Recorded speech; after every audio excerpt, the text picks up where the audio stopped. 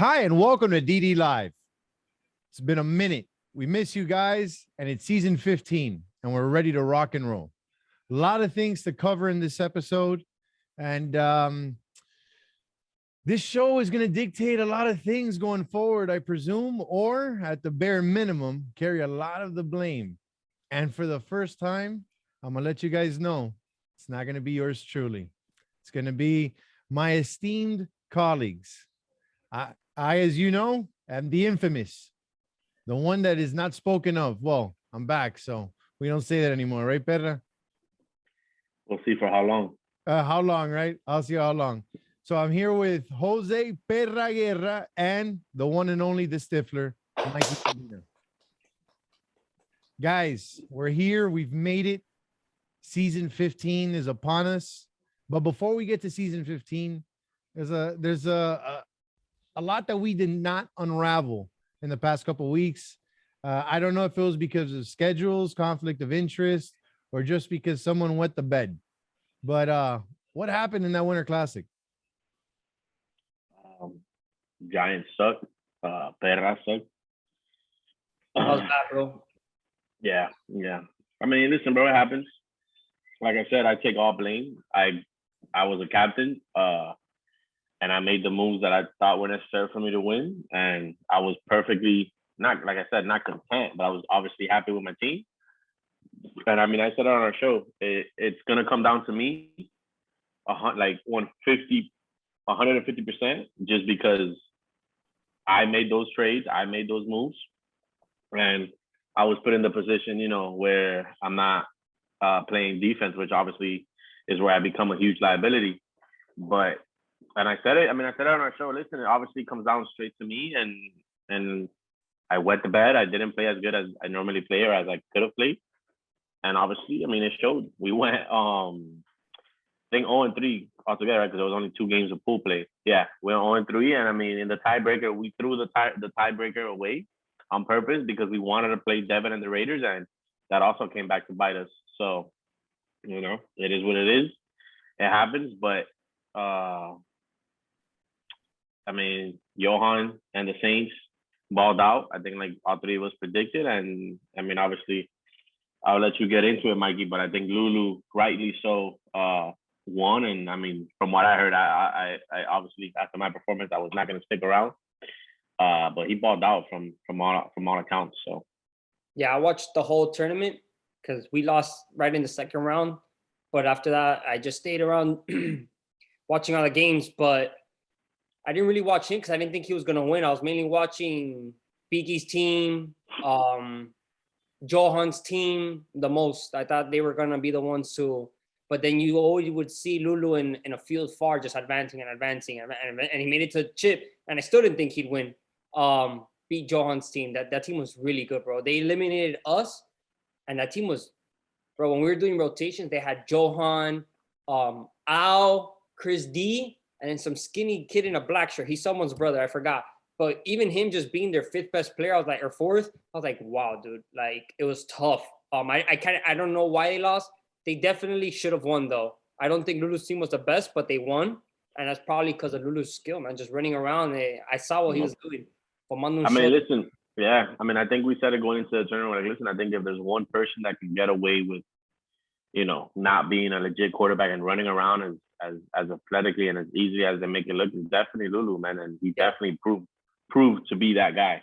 Do you think going forward that he could still be playing as quarterback? Going forward, you said? Yeah, going forward. Is this something that he should continue to explore? We wanted him on the show, wanted to ask him that question, but what do you guys think about Lulu as a quarterback? I mean, he's proving it to me.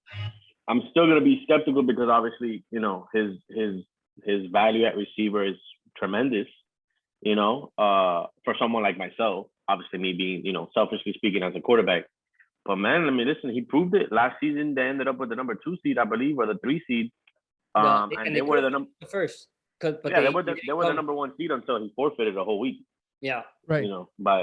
And then the previous tournament, he was throwing, and if it would not been for Matt's well, if it would have been because he ran into the Gators, let's be real, the Gators. But we could potentially say that he's had, a couple. He's had great showings. He's had great and he's showings. progressed. Tournament, season, tournament. So it's something that definitely, at least in the done deal realm, it's something that we should look at, and then no longer just see him more as the athletic or the the Joker, the X Factor type He player. makes throws. He makes throws. He makes throws, and he's not just doing it in done deal. He's doing it in other leagues and in travel ball. So I think he wants something else, and he wants to play A new quarterback. challenge, A new challenge for him. for us uber talented people, those people that have physique levels above average. We got to challenge ourselves sometimes, and I think he's doing it, and he's excelling at it, man. He's doing great at it. Now going back, because you made the most trades. You were in the best position. You did tell me leading up to the show that the team that you did field was the second best potential team you could have put together. That you should have not done one trade, and you should have gone with the original team. Now, obviously Monday morning quarterback, we're looking in hindsight, and hindsight is 2020. What exactly was the issue? And with that other team that you should have most probably stayed with, could you have done better? I mean, like you said, I think it's just a case of looking at how the draft played out. I think a couple of trades before my final draft position, I think I had a good, again, hindsight, where I think I had dropped out of tier 2 and completely out of tier 6, and I think my lowest player was like the 5th pick overall in tier 5. So obviously going back, it would have been like ridiculous for me to have that team, but going to the team that I did field, and the team that I was obviously super confident in. I mean, bro, that's it is what it is, but that's the beauty of the deal. You're playing with people that you haven't played with necessarily before. Yes, Baca and I had great chemistry with the one time we did play together. No, you sent him into retirement. He doesn't even want to talk about flag anymore. He said he retired.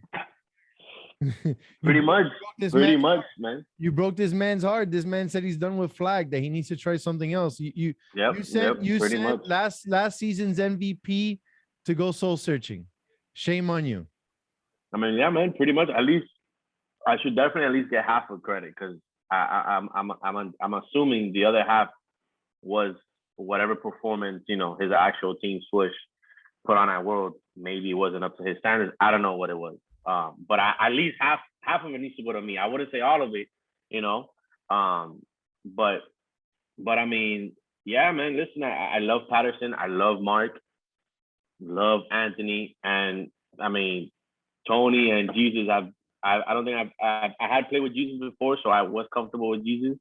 I had never played with Tony, but it was just like good energy, bro. Like it is what it is. I just think it was, obviously I wasn't playing up to par.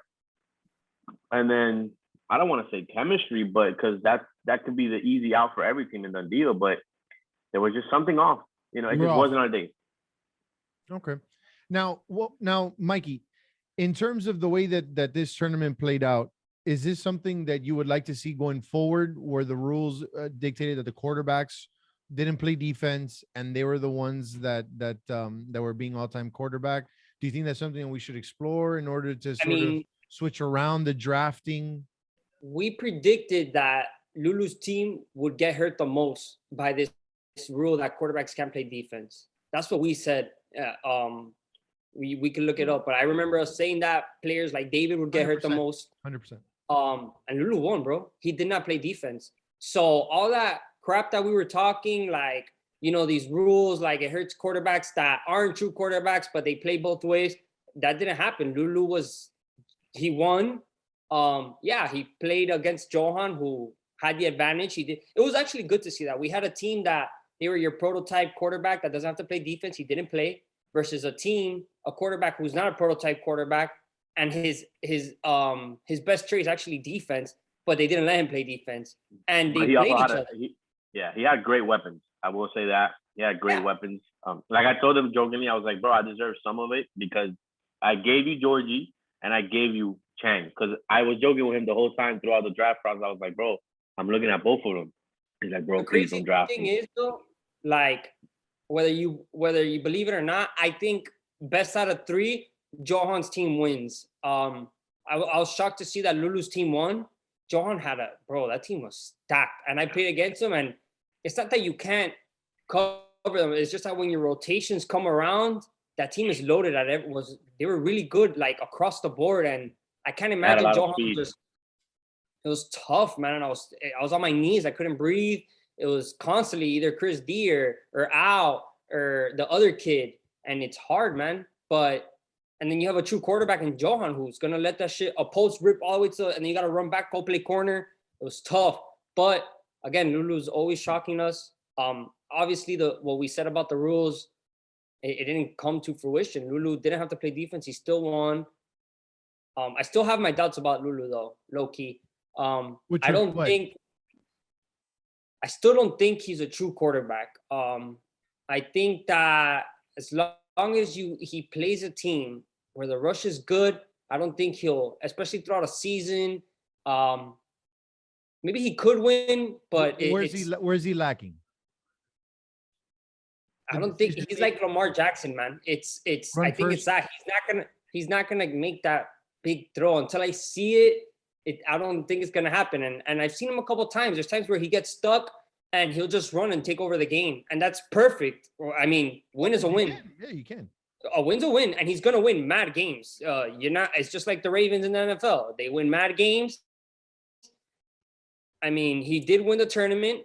We'll see how it happens in the season, but I still need to see. I get what you're saying, though. I get what you're saying. I think it was what we talked about it in the previous tournament with himself, Paulie playing quarterback, where if those type of guys that are known as runners show up that one-day tournament and they're hitting all their throws, they're going to become virtually unbeatable. Yeah. Because we saw Lulu throughout the season have great success in what was so-called the tougher division last season. And he was atop of the standings throughout the season, but when he ran into a team that was able to adjust in the playoffs, I mean, you guys, but like you said, he had Ernie and Rusher. We had Ernie and rushing, and there was a point that even I would rush sometimes when Ernie was out. Not saying that I'm a great rusher or anything, but when you put someone that like at least is a true rusher or can rush, someone with speed, you had an athletic, you had the ability to put someone athletic. Run on me. I mean, he posted it on Instagram the other day, running on me. But if you look at that game, most of the other times I rushed, he's still going to be forced to make a throw that he doesn't want to. Hence, it was a low-scoring game. Yeah, he got me one time. He's going to get everybody one time. Lulu's a great player. Yeah, that video, you had the best view of the play. Are you going to do that 4 times, though, every game? Laying down like Don Bailey. You were laying down like Don Bailey, just admiring. He's going to do that every game. Admiring. The problem is when you play a good rushing team, are you going to do that 4 times? Right. Either that or you have to make great throws. He could. And now it's different. Now in this case, you now have to play defense. So unless it's going to be harder, I think an all-time quarterback. The field is more clogged, but he still won the tournament in 5. So it's hard, but he keeps proving us wrong. But I still have my doubts. It's like the Lamar Jackson effect. No matter what that guy does, people are still going to have doubts about his quarterback ability. Because you'd rather see him play in another position. Yeah. Although I do admire what he's done at quarterback, bro. It's weird, man. It's a love-hate thing. Like, I can't give him all the credit in the world because there's way better quarterbacks, but he deserves all the credit in the world. I wish he would be here to receive his flowers, but apparently. No, yeah, and it was actually extremely rude of him. You'll never be asked to come on the show again. We value our time super. You can't do that, man. We've been waiting for you, and I'm a little bit upset at that. So going forward, anybody that sells us out is banned from the show because we've been waiting and it's 10 o'clock and we have no reply. So therefore, you are now banned from DD Live. May you have a lot of success in your career this season. Well, that being said, I think that's a good way to close out the recap for the Winter Classic, and we bring on our thinking caps and our goggles here for season 15. Quite peculiar. I felt I'm gonna say that in my personal experience, I felt it's been like a little bit too rushed. I felt like it was, hey, we're having the season, pay this day, first, second, draft next week, and then you're gonna play one game and then you gotta wait a month. So I don't know.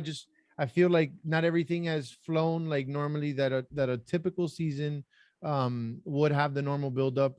We're walking into more teams, fortunately less games per week. Um, but now playing 5 men as we would do in tournaments, as we did in the Winter Classic, prepared us. Now we're going to be in 5 men, so a lot of the dynamic has changed. What are your thoughts? Let's start with the draft. What do you guys think? Well, first and foremost, I think that the draft night was memorable. At least it was by far most probably one of the most unique drafts in Dundee history. Yes, it was. I don't think it was. I don't think it was for the right reasons, but Correct, correct. I agree with Pefa.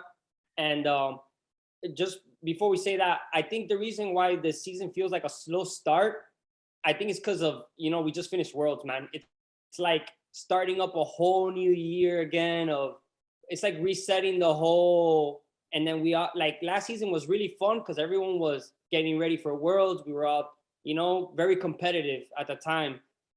That's why last season was really fun. A lot of heckling, a lot of people were measuring their, but this season's like, all right, World is over till next year, and it's really till FFWCT starts again and the tournament runs that are coming the fall that everyone starts. I think that it gets better and better, but I think this season will get good as it progresses. Slow start now, but I think after week 1 will be good. But alluding to the draft, yeah, man, I'm kind of disappointed actually in some of the caps. To be honest. yeah. I think a lot of like the heckling and stuff has also gone down in the chat just because, bro, we had I think around, I want to say at least 25, 30 rookies come in. Yeah. So you have guys that I don't want to say, but they probably have never been in a group chat before. Yeah, they're definitely not in a group chat with 120 other dudes that are sending and saying crazy stuff. So I'm sure a lot of guys are being held back.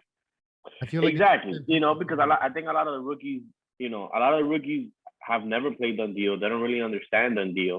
So they're not gonna, not every rookie is, a rookie like Mikey was last season that he puts himself out there like that, Yeah. So I think we'll see after week 1, once they come in and they see the atmosphere and they see the camaraderie, and just like the family atmosphere, and that they actually see that first week to come. I think they'll see that, there's gonna be, heckling and shit talking, but it's legit all in fun of the game. Yeah. Right. There isn't no personal shots being taken and stuff like that. Like Mikey said, there's no blank measuring, anything like that. So it's really just a fun, everyone gets along atmosphere. So I think after week 1, we'll see, people's real colors and, maybe become more involved in the chat and whatnot. But I think just a lot of people not knowing who. I mean, listen, I was at a practice, and this is freaking funny to us because we're there waiting and the Cowboys are there, and Angel, your boy Daniel G, he pulls up, he says what's up to everybody, not to be rude or anything like that. We're talking for like a good 5-10 minutes. Everyone's laughing. All of a sudden he turns around and he goes, yo, anybody here on the Cowboys? We're like, no way, bro. His Captain Peter's there, Pepito's there, and Daniel Elijah's there. And we all lost it. Because I'm talking about, he showed up, he said hi to everybody. And then all of a sudden, like 5 minutes into the conversation, everyone laughing, including him. He goes, yo, anybody here in the Cowboys? We're like, there's no way he just said that. Wow. We're like, what the hell is this? Deal. So I think that's one of the, I think that's the biggest thing going on in the chat, which, like you said, it does feel like it's the same, 10 people talking, but I'm hoping that'll change after week 1 and people, put a face to the name and stuff like that. I think that's very much needed. And also that a lot of names just did not play. A lot of notable players not playing this season. Yeah, a lot of DD vets. A lot of DD vets, some for injury like Mo, others because of choice like Eddie, is a notable name not playing this season. Another Baca, which you sent into retirement, unfortunately. Lewis, but Lewis is hurt. I believe Lewis has a hurt shoulder. No, he's not. No, then I looked at the wrong He, IR report. yeah, he was playing yesterday. He was playing yesterday, so I don't. If he's playing, he wasn't playing on one arm. So Okay. So, we do have a handful of guys that normally would be more involved. Well, Lewis would never be involved. That name would never come up. Pablo, he's not a captain, but Yeah, he but was a Pablo character was in the was chat. because of work. Pablo's because That of was work. Pablo was hilarious on the chat, dude. He was talking a lot always. Julio also, he's not in it. He's another little character. There's Forrest people, Forrest is another one that's not. Forrest too. So but just really quick, in the first round in tier 2, there's 10 players that have never played Dundee before. yeah. Yeah. So, Now you know. listen, one of the questions that what is Kevin Mujica doing? Is he trying to prove that he's the best with his strategy and picking players?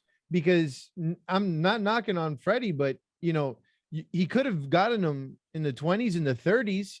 He would have been there waiting for him. He could have gotten a better player. Or is it out of arrogance, or just more of wanting to play with his own? No, I mean, Kevin doesn't strike me as that guy.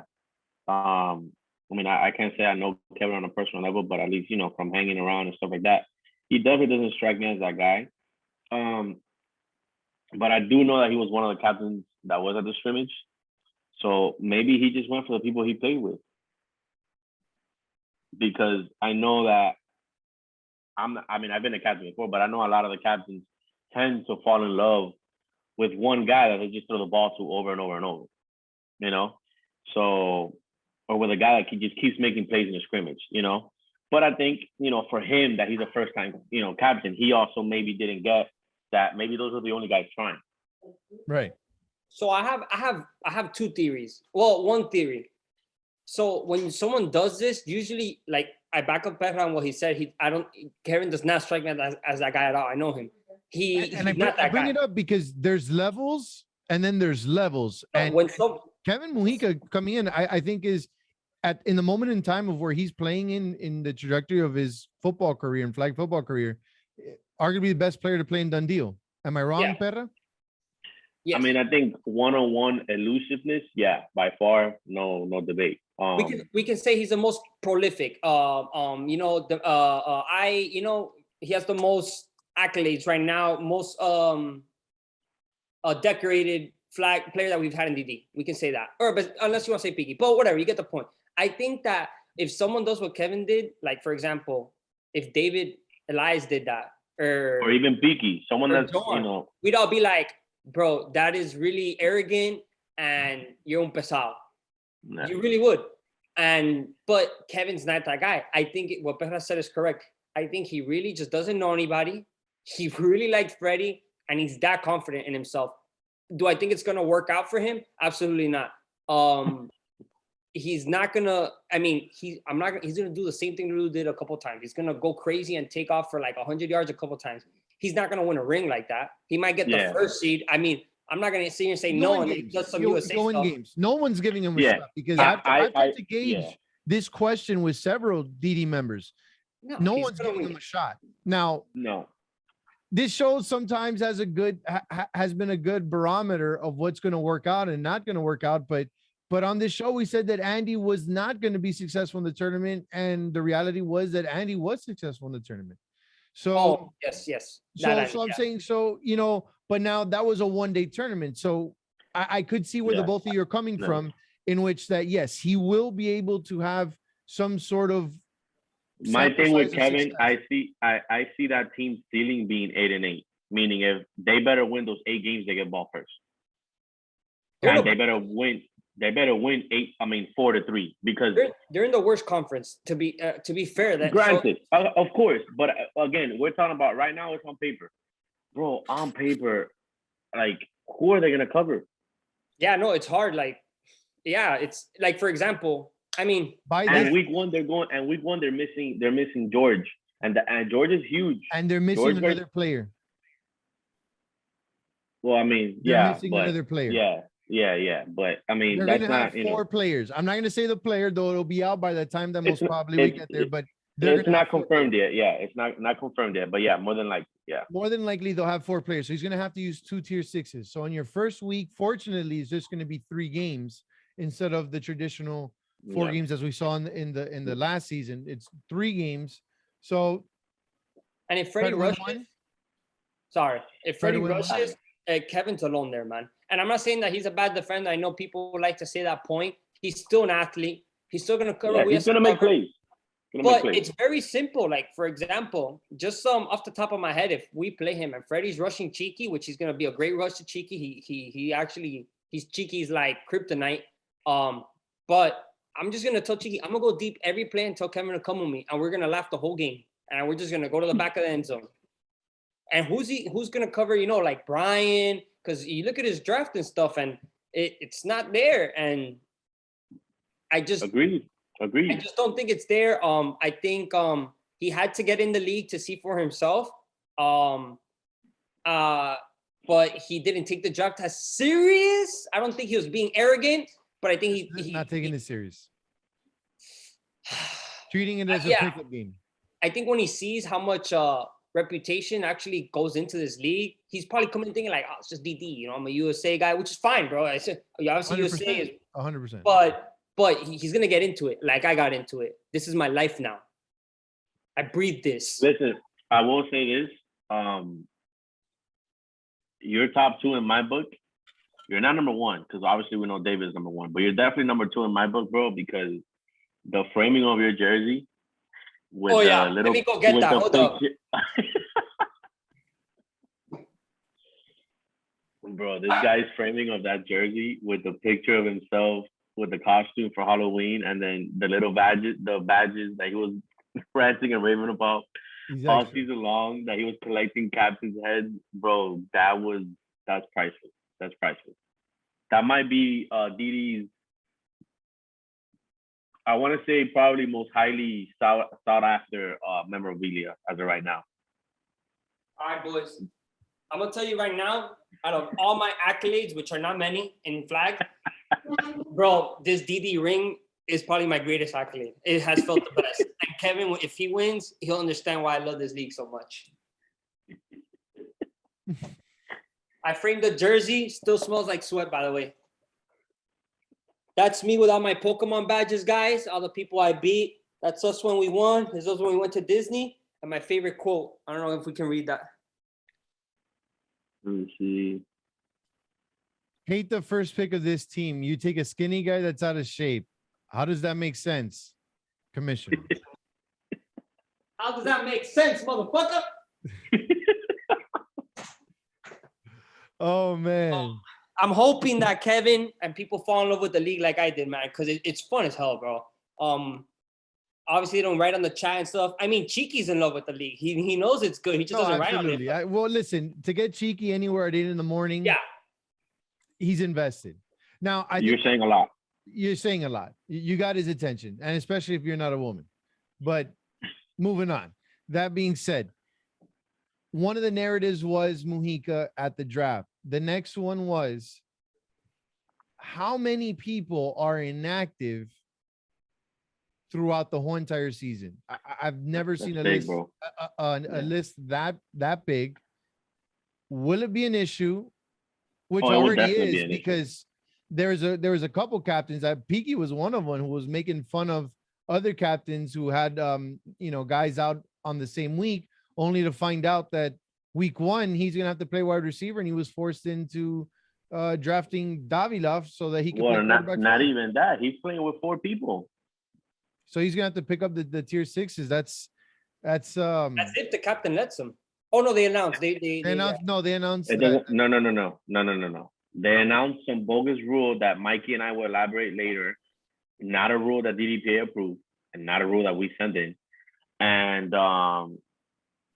they didn't even confirm if that was a rule or not, because I don't know if the other team is gonna let him. I don't know if it's up to the other team. In previous seasons, it hasn't been. Let's get into it right now. Then, because that's one of the main topics of this show. Is that, and I'm gonna give you my 2 cents on it. The both of you are on the DDPA. When I got the news, I was actually upset about it. I don't think it's good for the league for the both of you to be in the DDPA, and I'll tell you why. I've become the biggest scapegoat. DD Live is the biggest scapegoat now because now it doesn't matter. Like it doesn't matter what happens. It's a DDPA's fault, and it's gonna be a stain on this show. So I am going to give something to our audience because I was not in agreement with this. I was not consulted as amongst other things that this league has thrown upon us. I was not consulted with, not even discussed with, nor privy to certain information that could have elevated the quality of this show. But that being another topic, I will promise our viewers that I will make sure that this show maintains fair and balance. And if I feel that any improprieties are being committed by the DDPA, these gentlemen will not be on the monitor, and I will say what is on my mind. And I will keep this league honest because I think that our opinions on this show are the opinions of this show and should not be meddled with. And I do not like, I don't like the two of you being the DDPA. I think if you do that, you're going to lose a lot of viewers. What? Take the two of you off the screen? Yeah, and I mean, second of all, I actually think it's good that you have us on the show because as Mikey and I were very adamant in our own, conversations. And we disagree too. Yeah, no, but like, I'm not taking you guys. I'm not taking you guys off the. I'm not taking you guys off the show. No, you guys are staying on the show. I'm gonna make you guys accountable. I'm just saying that there just might be we want that opportunity. A 5-minute segment of Angel by himself rambling like an old man screaming at the rain, talking about how horrific the DDPA is.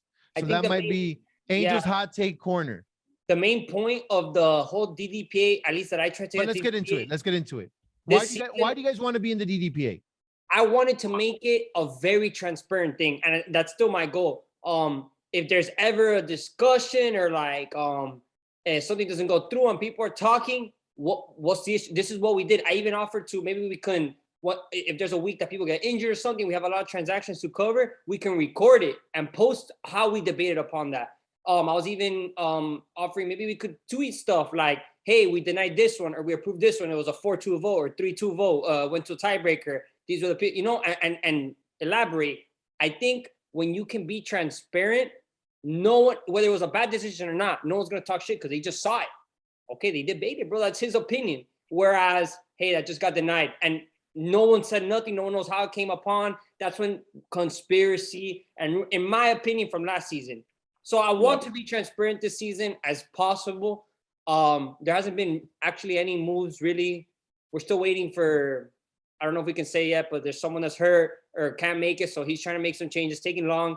But I think after week 1, week 2, when things start rolling trades and really action, I think we'll come together and we'll record stuff and we'll try to be transparent. And people can, just tell us, dude, you said no, you suck. Like that was a bad point. And that's it. Which we understand. People, we're not, it's not everyone's obviously going to agree because it is our own opinion. Yeah.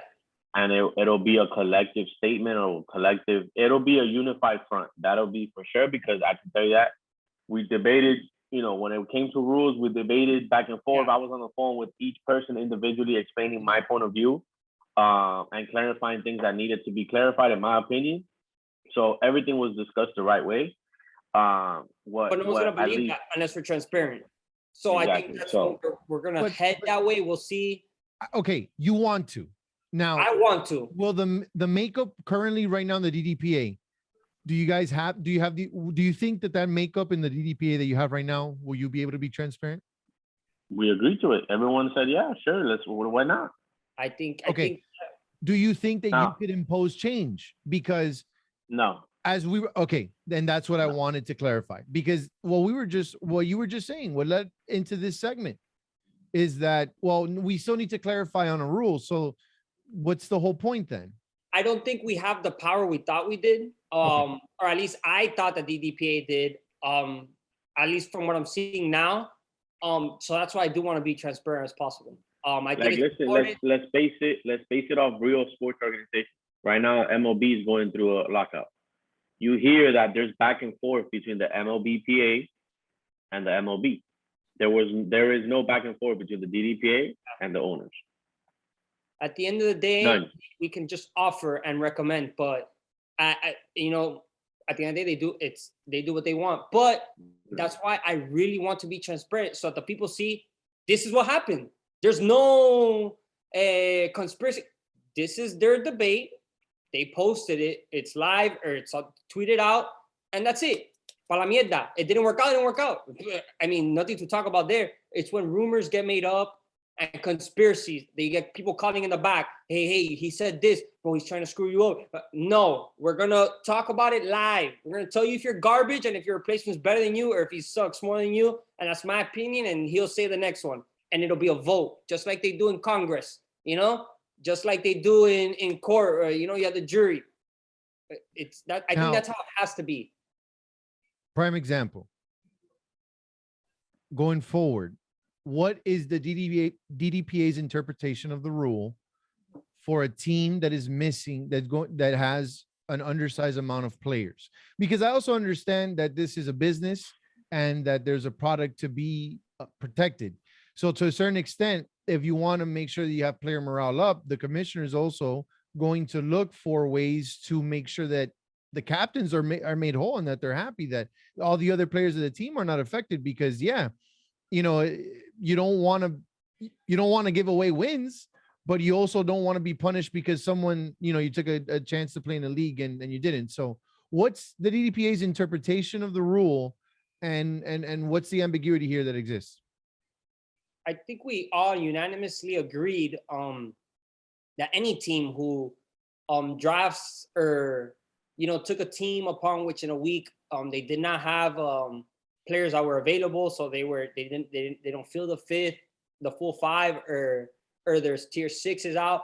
I think we unanimously, for the most part, or at least a winning vote, decided or agreed.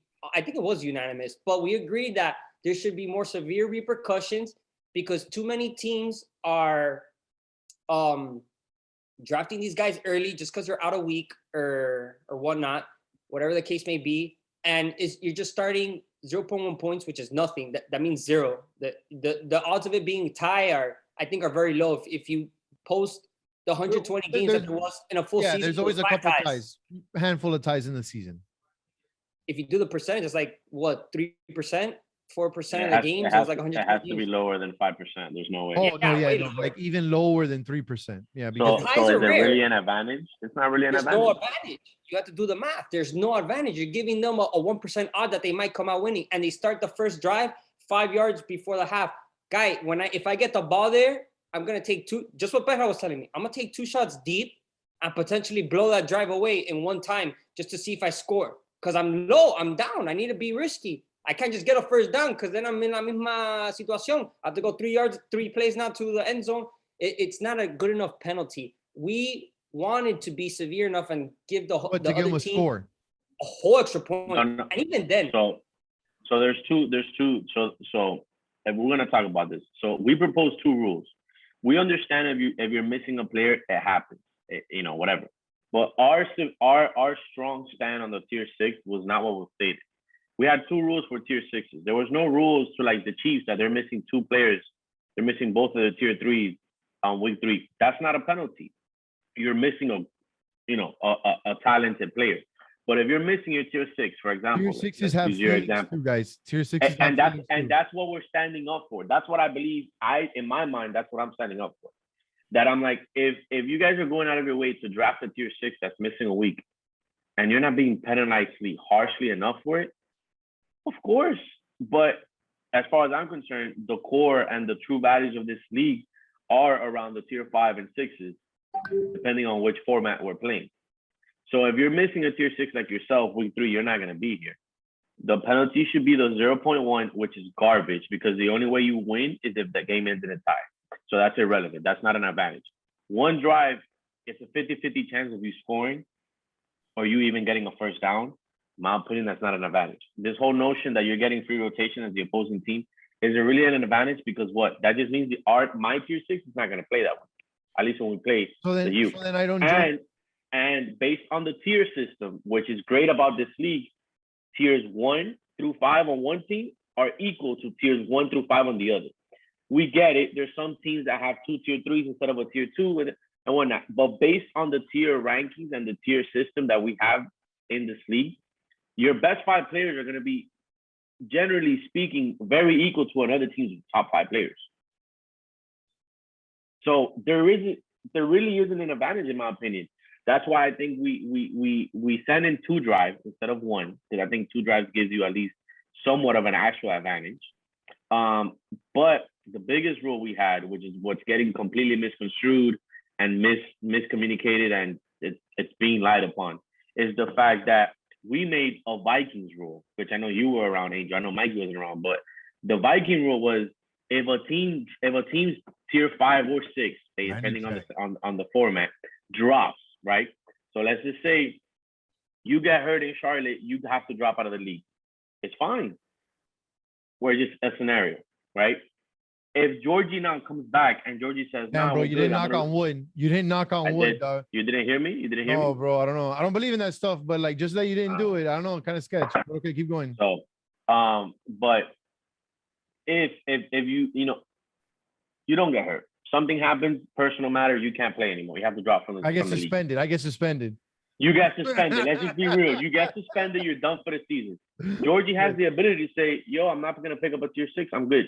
If he declines the ability to find a new tier 6 replacement, he needs to get punished. He needs to get punished. He needs to get punished. Harsh.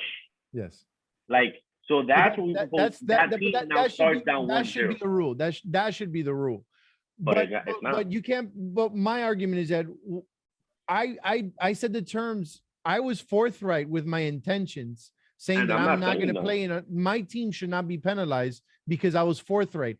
And there was no competitive advantage of picking me. If there's a couple people, I guess, that just wanted me as the last pick of on the draft. So it's not like I got picked up in tier 5 or tier 4 where I had no business being. I got picked up like 5 picks before the end of the draft. So no, you're in your scenario. What I will say that I literally, again, I don't think care, you should penalize we're being anyone. Transparent. And I think that's where Andres was right in stepping in and saying, if you were put on the list before the season, you should not be penalized. Now, I completely understand what you're saying, that there is a very, very big competitive advantage going forward.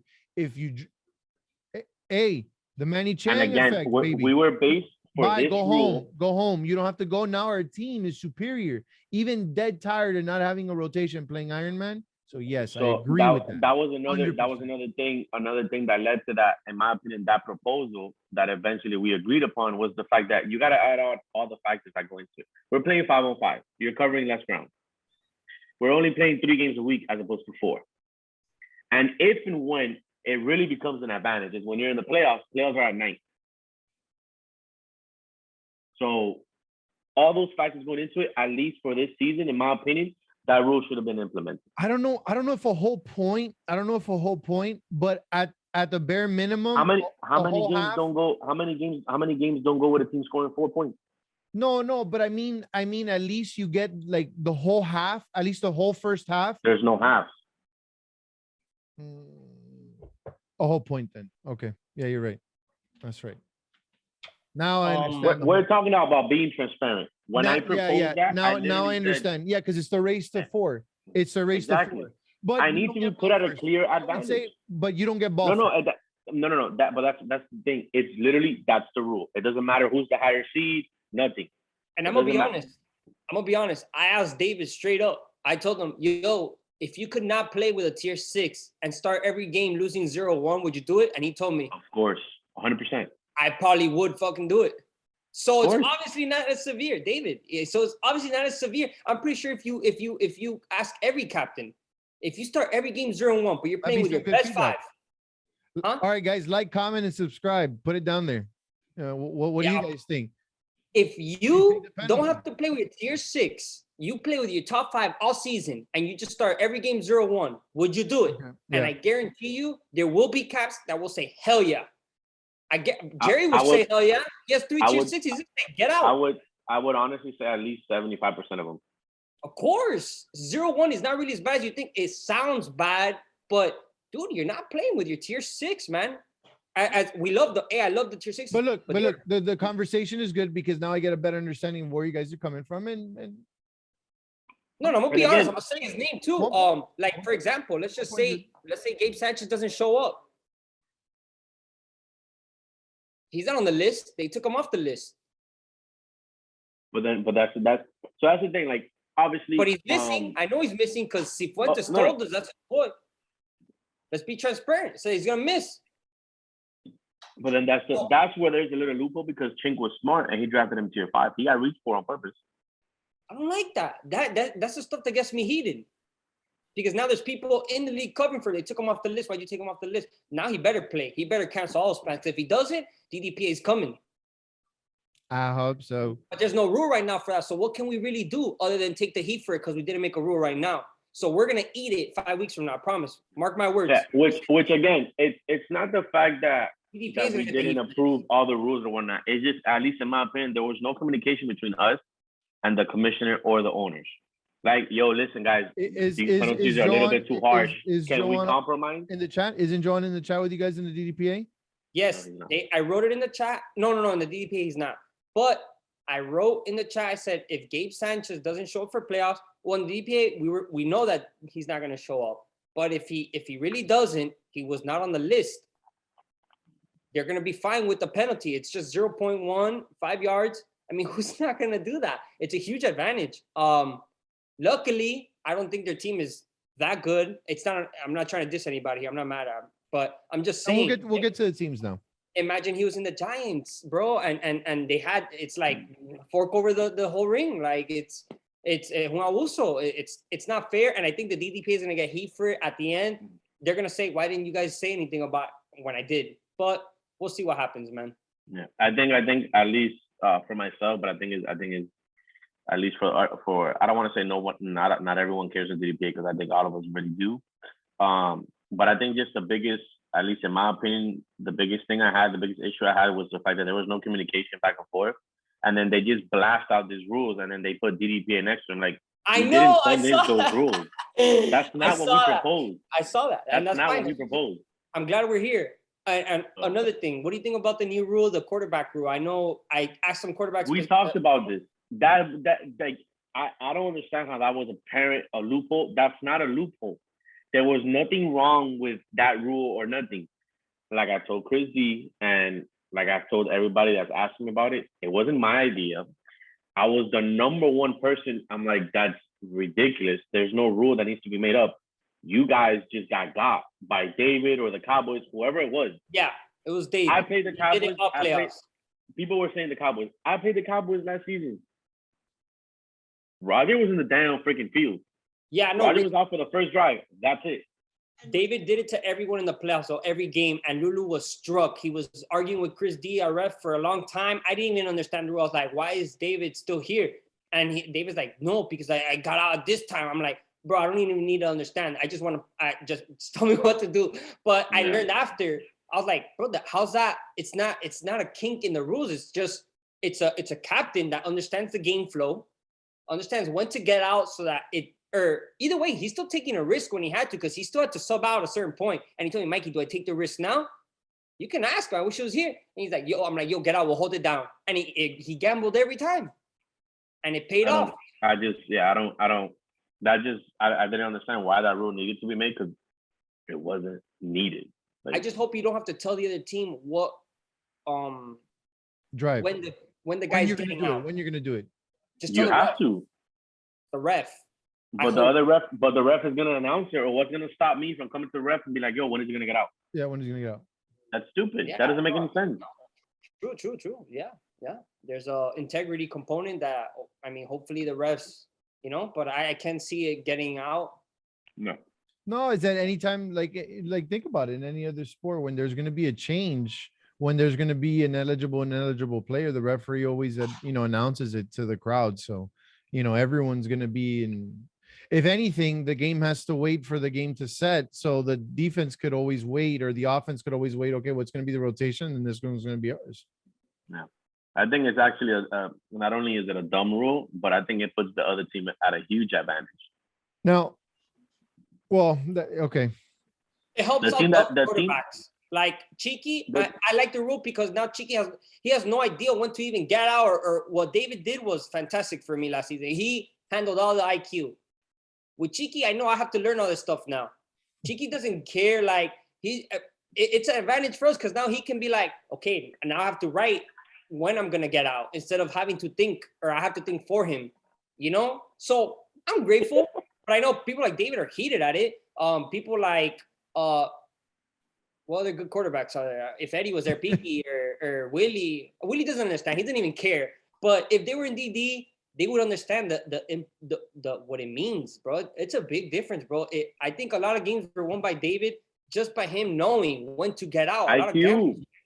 Like I tell everybody, my team would have never happened to my team or on my field, because I would have been like, come out. No, you need to get out. Like, how does that? Like, no, bro. Like, I don't get that. And then look, Mikey, let's do it. One of the rules we proposed to help that situation out wasn't even written how we said. I'm sorry, I'm not much of a, I don't want to say a computer nerd or whatever, but I don't know anything on Excel, but I know how to add 2 columns. It's not that hard to a stat sheet. Really not that hard, in my opinion. Who am I to say? But the fact that they wrote the rule and they said, oh, the DDPA said to use the back of the stat sheet to keep track of the rotation. No, what we said.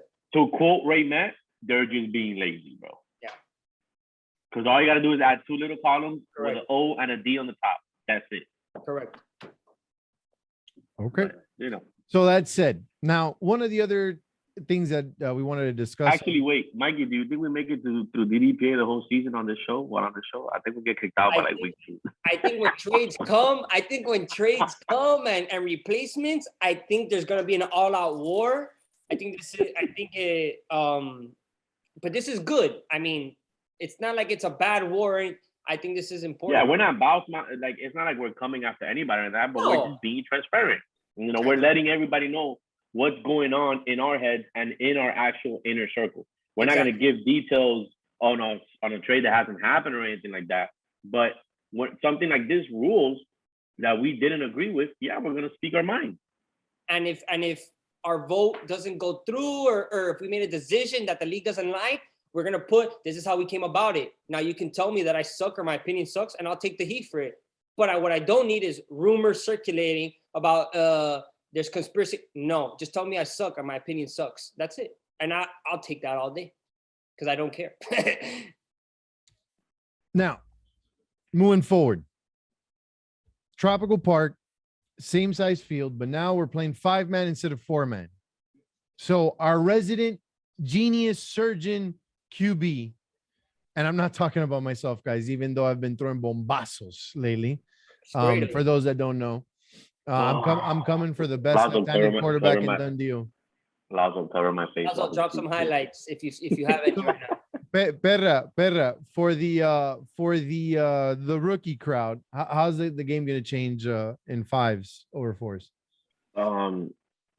I think, to be honest, I don't think it's going to change too much because I think we had a lot of not a lot, but I think we have 4 new quarterbacks for like a whole season. So that, you know, we have Cheeky now as a captain, Willie. I know a few of the new caps are going to throw as well, and I know they're definitely capable of throwing. And then we have, you know, I think Ray Matt is actually going to play quarterback this season. You know, Devin, Johan, you know, Freddie. We'll see what he can do. So I think we have enough quarterbacks where I don't think it's going to be like a huge discrepancy. Like we said, we know the North. I think the North, Mikey, is where we're all in. Yeah. It's easy on paper. Again, keyword on paper. Right now, the North is way easier than the South. For sure. But games are not played or won on paper. So we'll see after week 1. Okay. So that leads to the next question. One of the biggest sentiments coming out of the draft, post-draft, is that we have a gauntlet on one side, and there's always going to be a stronger conference. Of course, you're always going to be able, but the overwhelming feeling is that there's going to be a gauntlet on one side and a pasture on the other. It's lopsided, bro. It is so lopsided. What makes it lopsided? Quick glance. You look at the South. Just tell you right now, you have the reigning champ of the season, David. You have Lulu reigning tournament champ there. You have Chris D, who just lost in a championship, 2 back-to-back champions in the season and in the tournament. Those teams, bro, like you have the 3, in my opinion, most powerful captains in the same division. You still have Piki there, although his team is Bufuki, but Piki's Piki. You can't discount that. Like, it's scary. You have Detroit Lions, who I think have a pretty, even though Devin I know is not highly sought of, that's fine. But they still have Mark Hyman. They had a good draft. Mark Hyman with Devin is, and which, by the way, that's our sponsor, guys. Yes, Delator Insurance. This show is powered to you by Devin Delator Insurance. But yeah, that I mean, so the only thing I would say is this. It's stupid. I don't know if it actually means anything. But if you take the South, right? I believe they have obviously the number 1 player, and I think they have on rankings wise, though they have the 20th ranked captain as well, I believe. So if you add them up, it's 21. I think the North has the 4th and the 18th. So if we add them up, we're 22. So if you add them up, like, I don't know if that means anything or no. If you add the best team and the lowest team ranking wise, we're 1 number off. If you saw Done Deal's ranking list, 9 of the bottom 10 teams are in the North. No, that's wrong, bro. 9 of the bottom. No, that's wrong. We have the top 10 has 4 teams from the South. We have it was just Bengals and Chiefs. It was just us. And the Raiders, I think. Yeah. In the North. I think I don't know. It's just that this feeling is, I think the people are sleeping on the Raiders, man. The Raiders are a solid squad. So the thing is that the Raiders, teams like Raiders, Raiders, a solid quarterback. Bengals, the North just don't have any sexy teams. Okay, so say that. I think that's what we're saying. Sexy to watch. It's just like, we got all the DD stars on one conference. But I think, and that's sort of the good thing about playing that first week. We're going to get through the first 3 games, and the records, the performances, and the matchups and the scores are going to reflect the quality in play. And then we'll really find out if there's a lopsided feel in the competition, between the conferences. I just think at this point in time is way too much speculation. I think with so many new captains, so many new players, a different format, less games, just say there isn't the star power, just because you got this, the players that we get the highlights from on one side. Yeah, we're just gonna. I mean, bro, to be honest, the South is gonna have a 12 and 14 or a 10 and 16, 11 and 5 team. The North, the North is gonna have that. They're gonna have a team with a really good record. And they're gonna seem like the best. The South is gonna struggle because they're all good. I'll tell you what, David might not even make playoffs. God damn it. No. Hey, they're missing a full week 3. They're not in a conference where they could be messing around just 4 for 3 games. They are. But look, that's what I'm saying. Let's talk about bold, top listen, if you're not saying that in bold predictions, I don't know what you're gonna say in bold predictions. I can honestly say I wouldn't be shocked. I wouldn't be like, damn, the GOAT lock didn't make playoffs. He's in this is the toughest. There's no way, bro. There's no way. Listen, forget that the fact that it's David. He got Willie at 7. Yes, he did. His team is good. He's a top 3 team. He got Bender at the bottom of tier 4. Like, bro, no, top 3 he'll make it happen. You're starting the season with 3 losses, and the division is very difficult. Very difficult. Wait, how did they start the season with 3 losses? Look at his first 3 games. Have you seen them? What does he play? Tell you right now. I was just looking at it. I was like, yo, this schedule's crazy. Oh, he plays Lulu and Chris D, Giants and Dolphins first week. Okay, but you got to think about Chris D's going 5 hard. For week 1? They're missing Johan, their quarterback. That's a big freaking piece. It is. Okay, see, those things matter. But I wouldn't be shocked, though. It's like it's granted, no, of course. But like we say, I think the great thing about the deal is, the cream always rises to the top. And I think, like we said, I think on paper the Lions are a good team. And who's the strongest team? Give me who we're gonna see come out of each conference. Let's do bold predictions based on that before we start picking the games for week 1. What do you guys think is going to come out of each conference, or 2 teams from each conference? What do you think is Obviously, matchups come into play. We don't know the ins and outs of every player that's going to miss, but just roughly, what do you guys think? Say Giants come out. Hard to say no to them. Of the South, and I'll probably go with Dolphins. I don't think I think those 3 losses are kind of harsh. Being in that division for Ravens. If they didn't, I would have them and Giants, but I'll go with Dolphins and Giants. And then for the North, which is the weak division, it's so bad, but someone has to come out of there. It's gonna be obviously the goddamn Chiefs. It's not even close. I think Bengals are not as good as they got ranked number 3. PD being Willie's good. I play with him. That guy, it's hard for him to punt the ball. He's really good. But man, PD can't be your wide receiver 1, man. I mean, Carlos is his wide receiver 1. And I know Willie likes to do post cross and take a guy deep. Carlos is not the guy. I don't think Carlos is bad, but he's not that. And PD, what are you gonna do with PD? Fake handoff? You're not gonna want him to throw. I know you, Willie. You want to throw every play. You barely let David throw in the tournament. Don't even know why you drafted him. PD is un gato. As picking up as an offensive weapon for Willie, in my opinion. I don't think he's gonna do much there. And then one thing that I don't think a lot of people have noticed, the Bengals week 2 and no. So the Bengals they're missing a player week 2, they're missing a player week 3, and they're missing a player week 4. Yeah, I don't think. I mean, could they make playoffs? Yeah, that's huge. That's huge. Yeah, well, make playoffs is one thing, but I'm saying who's going to be the top team to come out of each conference. I think Chiefs are really. It's biased, but man, no, 100% biased, Mikey. There's no shot that you're going to sit there and tell me that the Chiefs are better than the Raiders. I don't like the Raiders. I mean, the Raiders. Actually, if I can't say myself, I like the Raiders. I do. Like I'm saying, the Raiders are going to come out of that conference most probably as the best. How does that not sound biased? Because it's the truth. That's the truth. It's hard, man. And you know what? Until proven otherwise, it's going to be the Ravens in the other conference. I don't think when push comes to shove, when you got to score at the 1-yard line and you get multiple attempts, people just don't do it against David. And it's been season after season. This is not a tournament. He knows what he's doing. He got Willie, which complete disrespect to let Willie fall to that level. That it's easy. I think just people not knowing him. And the fact that then he's missing a week, I think that scared a lot of people. No, because those captains, they play flag football. They play flag. Then they didn't do their due diligence, and then that's on them. And we can't sit here and then cry about David always winning, and when they're putting it on a platter for him. Yeah, I don't know. That was. And he picked a team that is very well suited around him.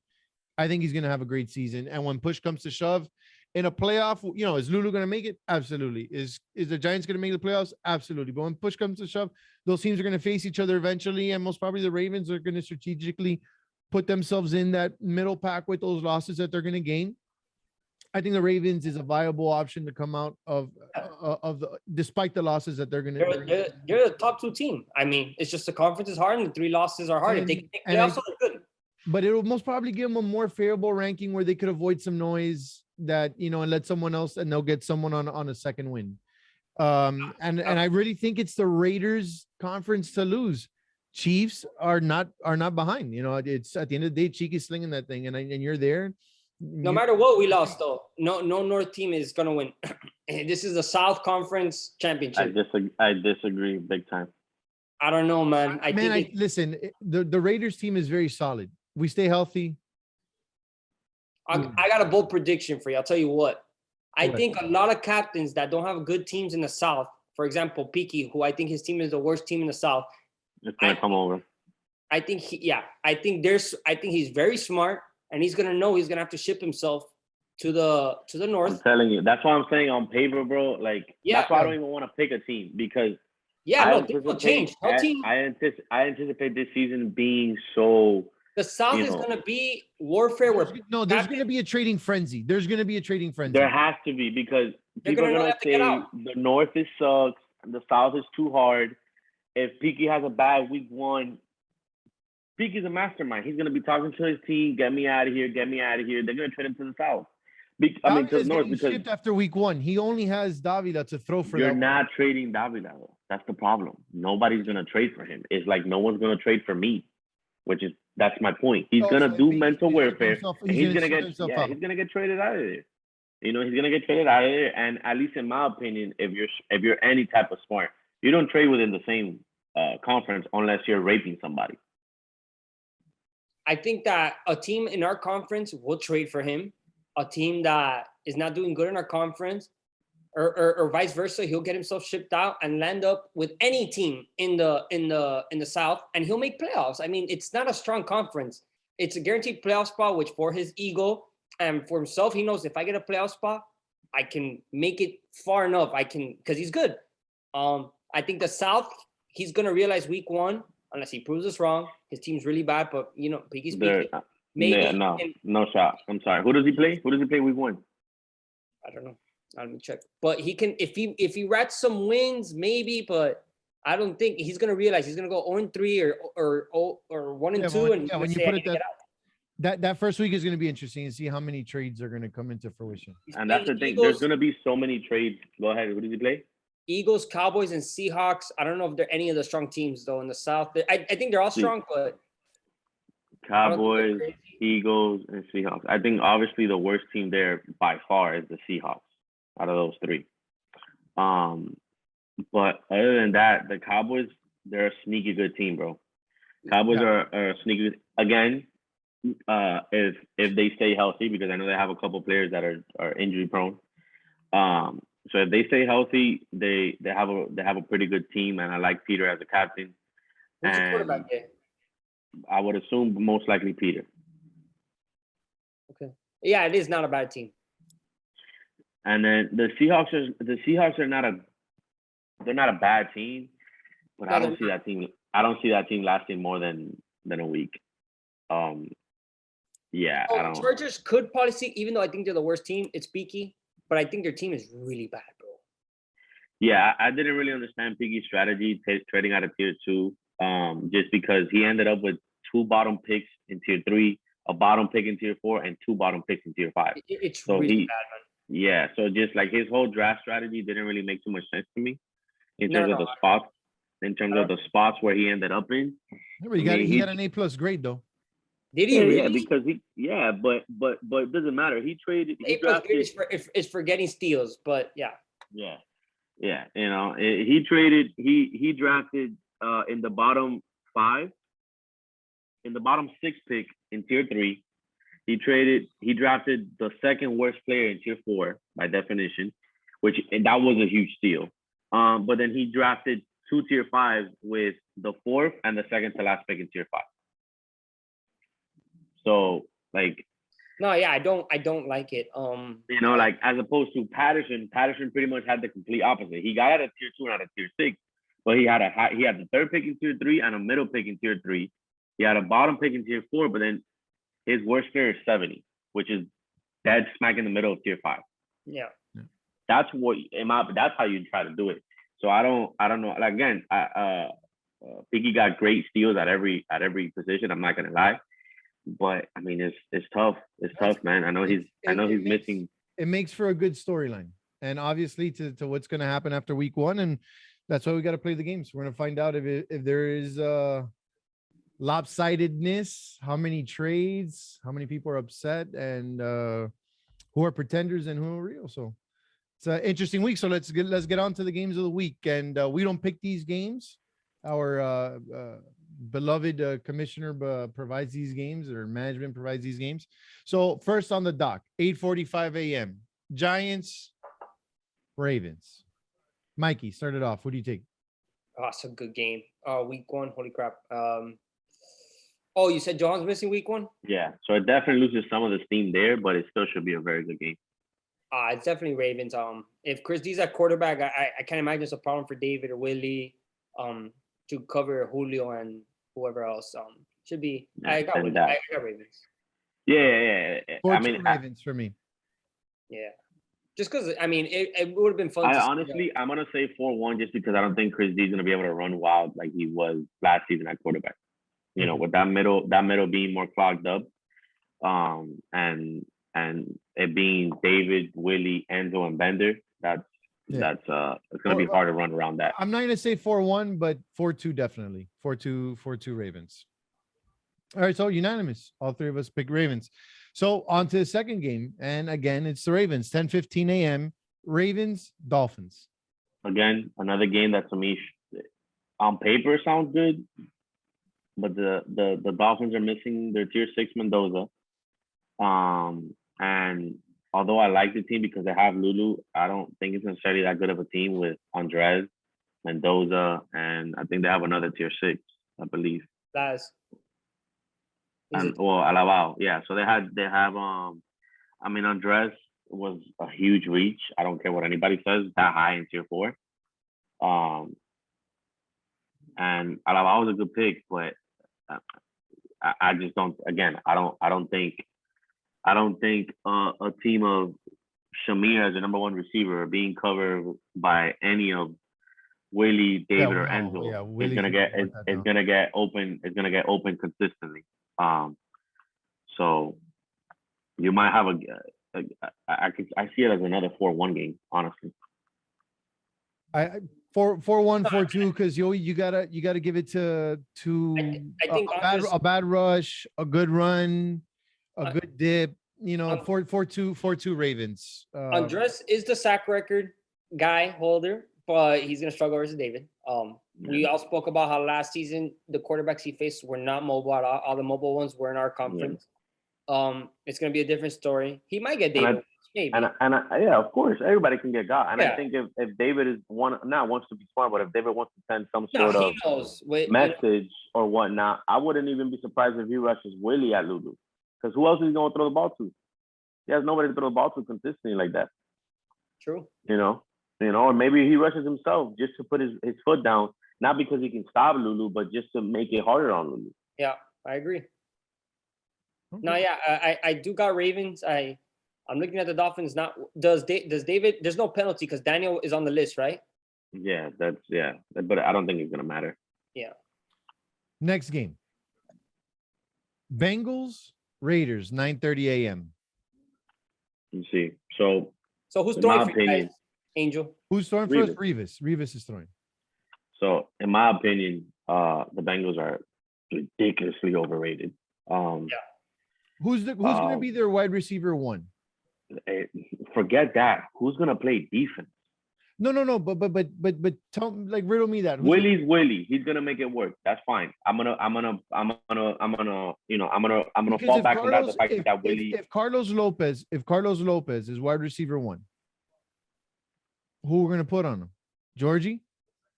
Probably.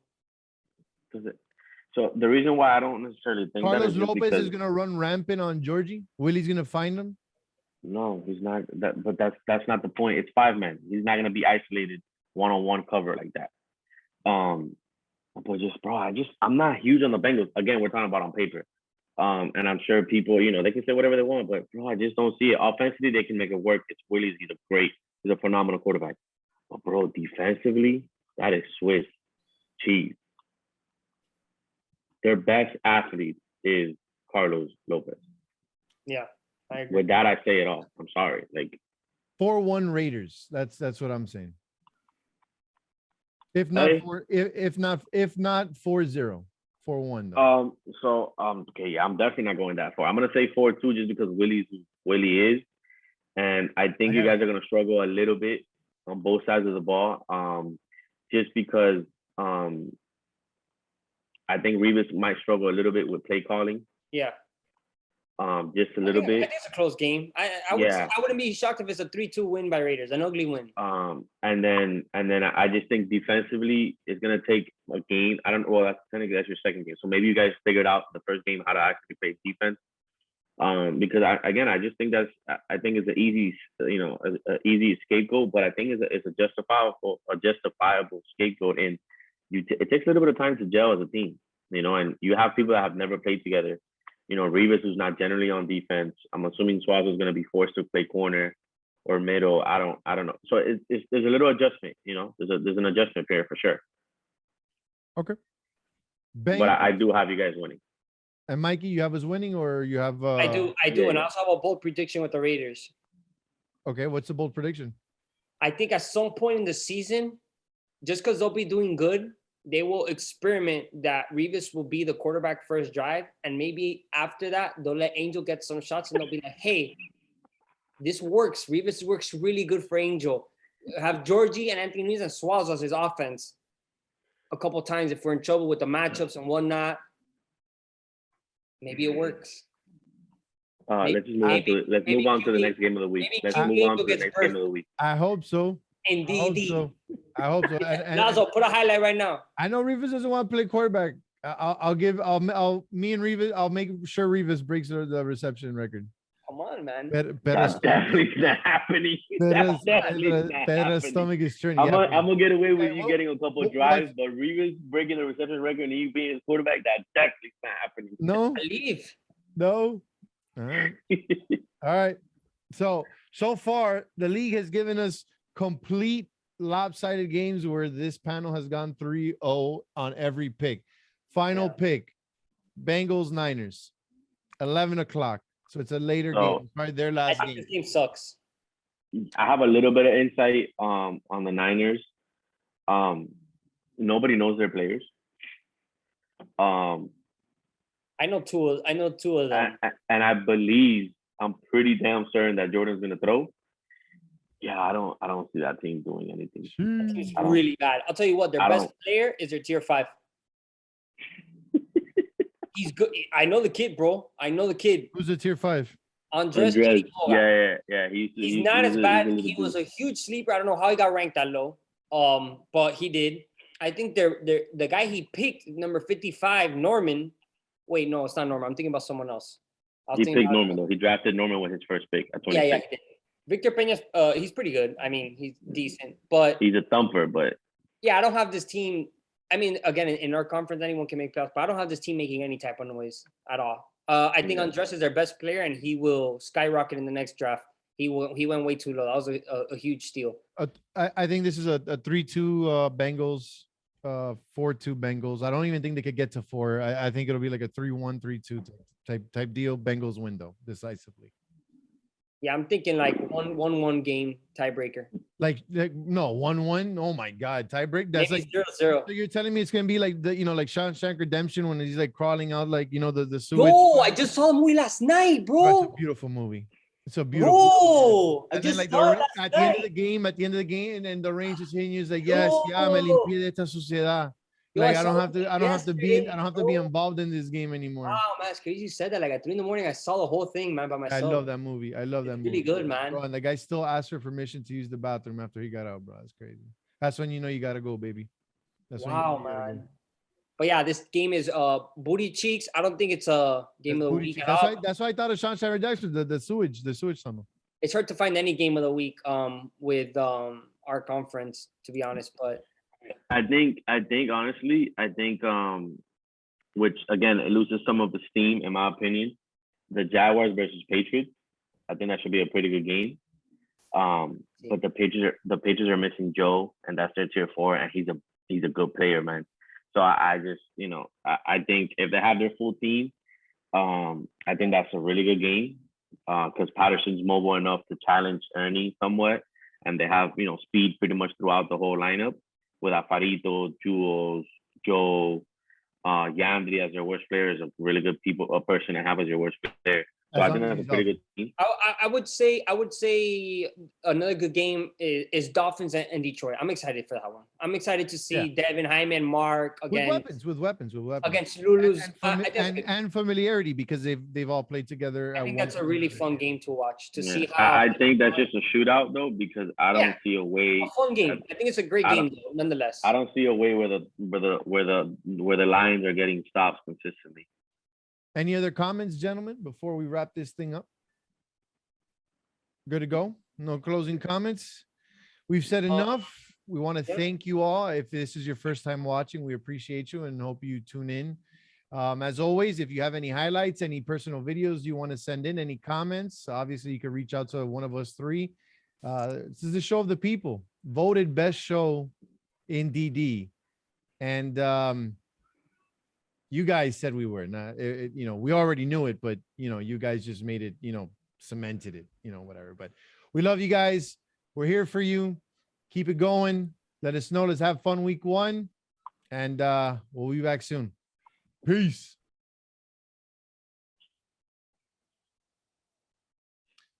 Well, I'm joined here with our esteemed, prolific quarterback, Devin Delator, owner of Delator Insurance and our season 15 sponsor for DD Live. And Devin, I'm I'm nervous, man. That's what it is. you're My hand's nervous. shaking. How can squad quarterback that threw out worlds like Dan Marino be nervous? Bro, because I'm in your presence, man. You know how that is. Stop it. Stop it. Listen, I understand if we were at a UM tailgate, but we're pretty far away from one of those right now. So Yeah, for sure. first and So- foremost, on so- behalf of DD Live, we want to thank you for sponsoring our content. It is very important for all of us. You know, part of DD Live is something that you know, the players can take back. You know, you made a play, you did something, and you want to show it off to your friends. You want to tell, you know, your significant others, your family members what you did, and that's what DD Live is for. You know, you do your best on the field, and then to talk about it. So to have Devin, you know, be part of this for us, and us, for us to give him that exposure, it's part of the DD way. You know, you help me, help you type thing. And the reason why I brought Devin on board with us today was to talk a little bit more Delator Insurance and see how all of DD can benefit from the services that that Devin could provide to us. Because outside of throwing touchdowns, this man is slanging insurance policies. So Devin, tell us a little bit more about your outfit. So first off, I jumped at the opportunity to sponsor you guys, and not only you guys, obviously DD. I really believe in the product. I believe in the owners, except for Andy. No, I'm kidding. I love that guy. I believe in the owners. I believe in the product. I believe in the league. I really do feel like this is like a fraternity, and any chance that I can sponsor, I will definitely go ahead and help this league grow as much as possible. So that's first. A little bit about myself. You know, I've been doing this insurance stuff since I can almost walk, pretty much. My dad opened up a business in 1991. So we've been open for over 30 years. We're 31 actually. So we kind of know our way around the insurance industry. We specialize in commercial. So we do a lot of like contractors like plumbers, GCs, roofers, et cetera, et cetera. We do a lot of trucks, long haul that do all 48 states. But we do the occasional home insurance, obviously. Right now, that's been a hot topic with property insurance going through the roof.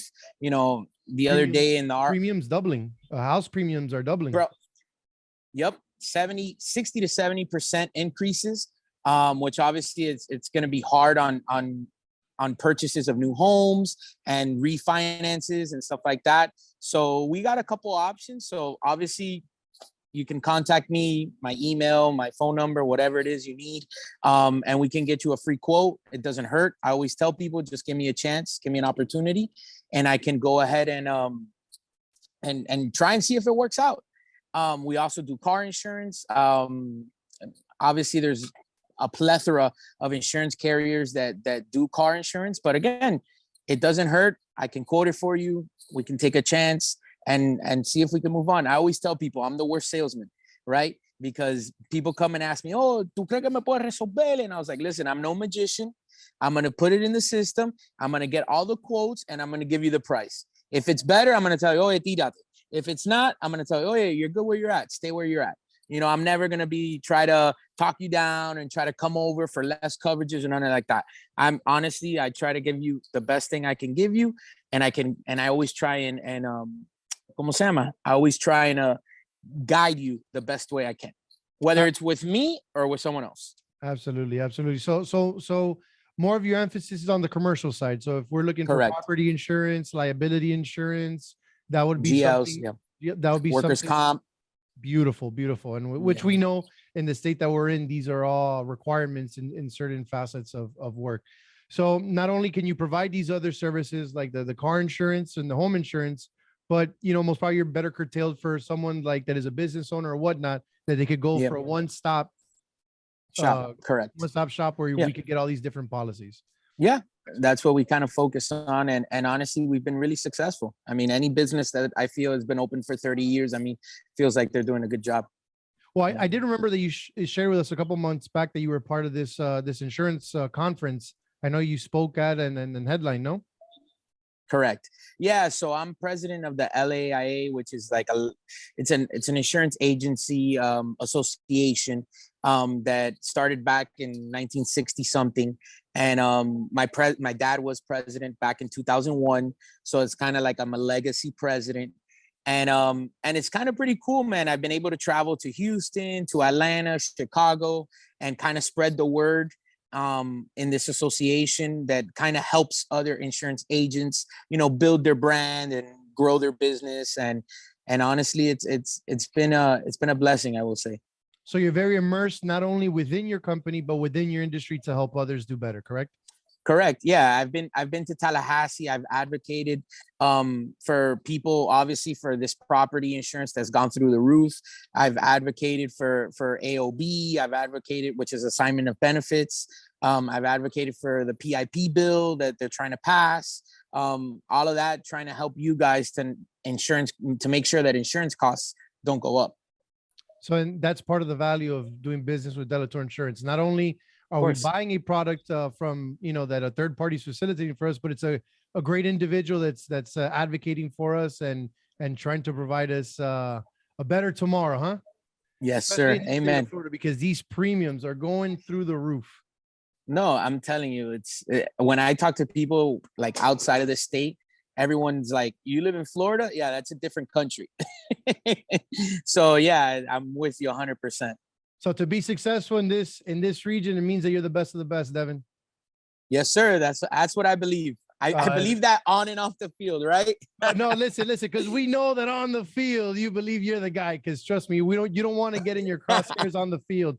You're shrewd, I'm a talker. You're a shrewd businessman on the field. Not this docile and loving that we're getting right now in this segment. But listen, tell us a little bit about your flag history. We know a little bit about yourself. We know already about Delator Insurance, but give us the plug. Tell us a little bit about your trajectory in flag. What got you into flag? How'd you got into DD? Talk to me. Tell me. So I got into flag a little late in my career. I would probably say 24, 25. Okay. And I started playing with Andy, which he was a quarterback in our last tournament for the Steelers, which we created the Pinga. And that's kind of where I started as a center. Played there. That's where I met Pat and Georgie, obviously. And then that turned into squad. And I started throwing for squad. And with Manny, we created squad, I would probably say 5-6 years ago. And then been the quarterback for squad since, until they'll have me, until they'll throw me out.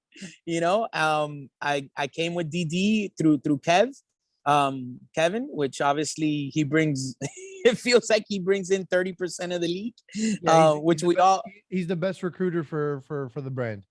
100%. And it was funny, right? Like I told my wife yesterday, I was like, no, I'm going to go to practice today, this and that. And I just love this league so much, it's like a fraternity. And she's like, oh, really? Because she used to be in sororities. And I used to make fun of that, right? I used to be like, "Oh, you pay for friends, right?" And then now she turned the script on me, right? She's like, "Oh, look who's paying for friends now." Right. And I'm like, you know what? I was wrong back then. Like now, being part of like this fraternity, it's amazing, honestly. I wish I could be involved a little more, but I got 2 little ones, so it's hard to get out on the happy hours and stuff like that. But hopefully this season you'll see me more. And the Lions are looking good. They're promising. You got Hyman with you. You got Mark from squad. So there's familiarity. You got weapons. I'm not sure about the defense, but I know you guys are going to ring up some points this season. Yeah. I mean, honestly, I actually feel really, really good about this season, right? Number one, because I feel like I'm not going to get traded for the first time. Because I feel like Mark won't trade his own quarterback. You've been on the fence the past couple seasons. Like I feel like you just haven't found yourself in the right team that will acquiesce to your attributes. I think a few things, right? So number one, I think I've been drafted too early, right? Okay. So I've kind of been at a disadvantage as like getting drafted as the second best player on someone's team or the first best player on someone's team. So like someone like a Perra or an Andy can have 3 weapons, because they're getting drafted later. So this time I feel like I got drafted where, right around where I think I should go. and then it allows me to have two weapons like a Mark and a Jaime, you know, and then you can have like a face, right, Brian, that can still cover their third best player and will be fine, you know. So I think we're a well-rounded team, honestly, and I like our chances. I really do. No, I really do like your team, and I love Jaime, obviously, and Mark is a stud, which he bursted onto the scene last season. So I'm expecting great things from the Lions. I'm expecting great things from the Lions, and for you to keep building on the success you've been having as of late. So hopefully you don't get traded. I really want to see big things from you, as long as it's not against the Raiders. But I want to thank you for coming on. I want to thank you for sponsoring our show. As always, and your team, by the way. I'm sorry. And your team, by the way, the Raiders. The Raiders. I'm also a sponsor for the Raiders. Oh, and you're also sponsoring the Raiders. Okay, so that's even better. Yes, sir. So you're putting your money in the right places. It will pay dividends. I'm all in on Angel Camacho, baby. Yeah, 100%. Oh my God, you're gonna get me canceled. Listen, point is, one of the things that you were talking about, the whole fraternity, and that's sort of one of the beauties of DD, that you put something on the chat, you need help with something, you need something, you put it on the chat, and there's at least five people on that chat ready to give you help. And it doesn't matter what it could be, whether it be, you need insurance, you need moving, you need un pastelito, it's gonna, someone out there is gonna lend a hand. And that's sort of what, one of the reasons why I wanted to bring you on, because as long as you could showcase your product, sometimes we have a lot of new faces. There's a lot of moving parts, from season to season, tournament to tournament. So being able to know what you could offer would definitely maximize, and maybe help out a couple figureheads within the league. So I want to thank you, Devin. Thank you for sponsoring DD Live, and I'm gonna take advantage, and thank you for sponsoring the eventual winners, the Raiders. I hope so. That's why I'm all in, baby. Thank you, guys. Appreciate Thank you, Devin. Thank you for coming on, man. Have a great season. You too. Bye-bye.